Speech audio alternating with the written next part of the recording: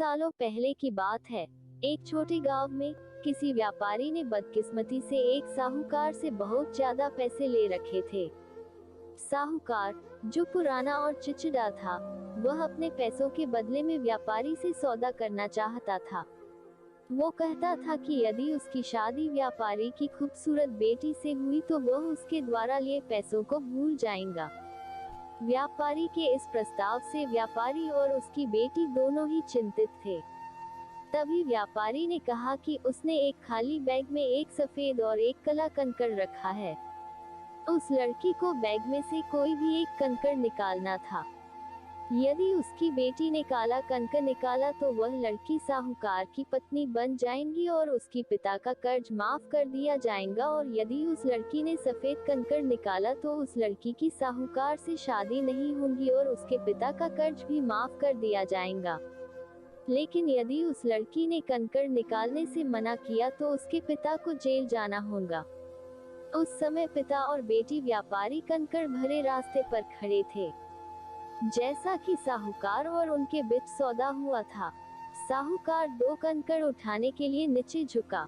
जैसे ही साहूकार ने 2 कंकड़ उठाए, उस लड़की की तीखी नजरों को दिख गया कि साहूकार ने दोनों की काले कंकड़ उठाए और उन्हें ही बैग में डाला है।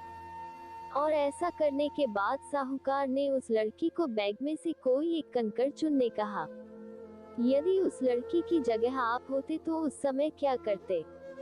यदि आप उसे सलाह देना पसंद करोगे, तो आप उसे क्या सलाह दोगे? ध्यान से परिस्थिति को देखने के बाद ही संभावनाएं को बचाने के लिए खुद को उस साहूकार से हवाले कर दे, ताकि उसके पिता का कर्ज भी माफ हो और उन्हें सजा भी ना मिले। ये कहानी इस इरादे से कही गई है कि हम वास्तविक पर तार्किक सोच के बीच के अंतर को जान सके। उस लड़की ने बैग में हाथ डाला और कंकड़ बाहर निकाले। उसने जल्दी से एक कंकड़ निकाला और कंकड़ भरे रास्ते पर निकाले हुए कंकड़ को गिरा दिया। जल्द ही वह कंकड़ रास्ते पर दूसरे कंकड़ों में मिल गया। उस लड़की ने तुरंत कहा, ओह, मेरे हाथ से तो कंकड़ नीचे गिर गया।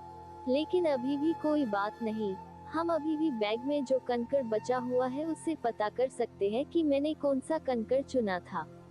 अब जब देखा गया तो बैग में सिर्फ काला कंकड़ ही बचा हुआ था, और ऐसा माना गया कि उस लड़की ने सफेद कंकड़ चुना था।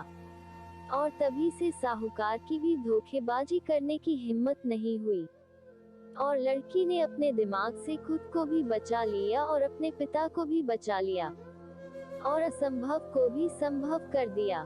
मुसीबत चाहे कितनी भी बड़ी क्यों ना हो, उसका उपाय हल जरूर होता है। कभी कभी मुसीबतों को हल करने के लिए हमें अलग तरीके से सोचने की जरूरत होती है।